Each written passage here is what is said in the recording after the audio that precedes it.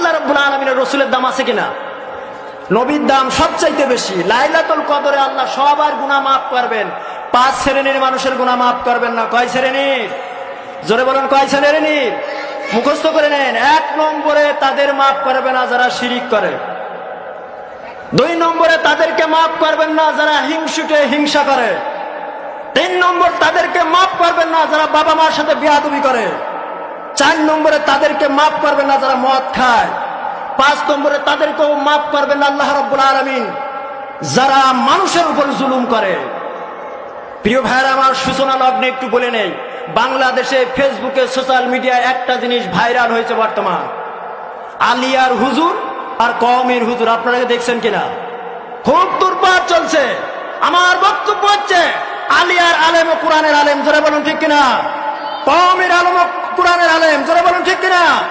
আমার কওমের ভাই হোক, আলিয়ার ভাই হোক, যেই হোক না কেন, আমরা সবাই কোরআনের আলেম। 1 শ্রেণীর ভাইরাল হওয়ার জন্য, ইসলামের ভিতর ডিভাইডেড সৃষ্টি করার জন্য 1 শ্রেণীর বেয়াদবেরা লেগেছে, জোরে বলুন ঠিক কিনা? আমরা সব মুসলমানেরা এক কিনা ক্লিয়ার করে আরো বুঝুন। মসজিদে যখন ইমাম সাহেব নামাজ পড়ান, প্রথম কাতারে 100 জন মানুষ, দেখবেন 100 জন মানুষের পাঞ্জাবি এক রকমের না। কেউ শার্ট, কেউ গেঞ্জি, কেউ পাঞ্জাবি। বিশেষ করে রং কি এক রকমের থাকে? আবার মানুষের চেহারা কি এক রকমের থাকে? একজন বুড়া, একজন বৃদ্ধ, বিভিন্ন ধরনের।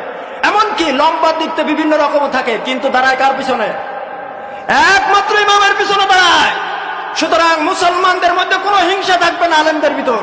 আমরা সব আলেমরা এক, জোরে বলুন ঠিক কিনা? যখন ইমাম সাহেব আল্লাহু আকবার বলে, শাটালার কি দাঁড়ায় থাকে? পাঞ্জাবিরা রুকুতে যায়, সবাই একবারে সিজদায় দেয়, জোরে বলুন ঠিক কিনা?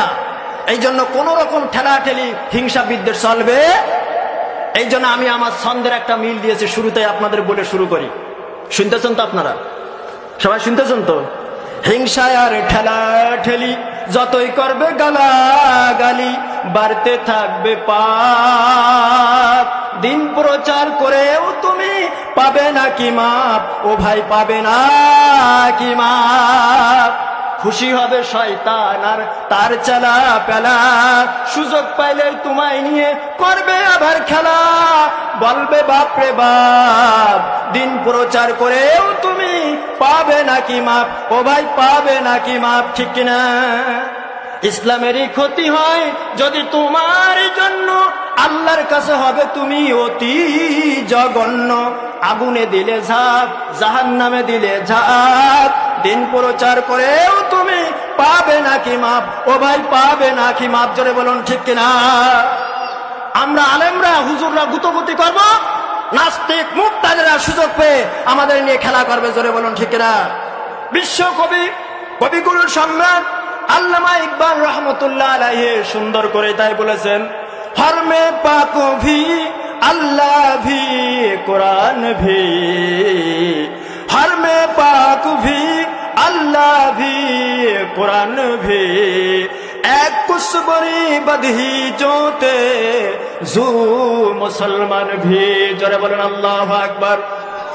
আল্লামা ইকবাল রহমতুল্লাহ আলাইহি বলছেন, হে মুসলমানেরা, তোমরা মসজিদে সবাই একসাথে আল্লাহকে সিজদা দাও, এক আল্লাহর গোলামি করো, এক নবীর ইত্তেবা করো, এক কলেমার বাণীকে পৃথিবীর মধ্যে উড্ডীন করার জন্য সংগ্রাম করো। সুতরাং তোমরা একত্রিত হয়ে আল্লাহ রব্বুল আলামিনের শুকরিয়া আদায় করে নারায়ে তাকবীর দিয়ে ইসলামের পতাকা জমিনের মধ্যে উড্ডীন করো। জোরে বলেন আল্লাহু আকবার।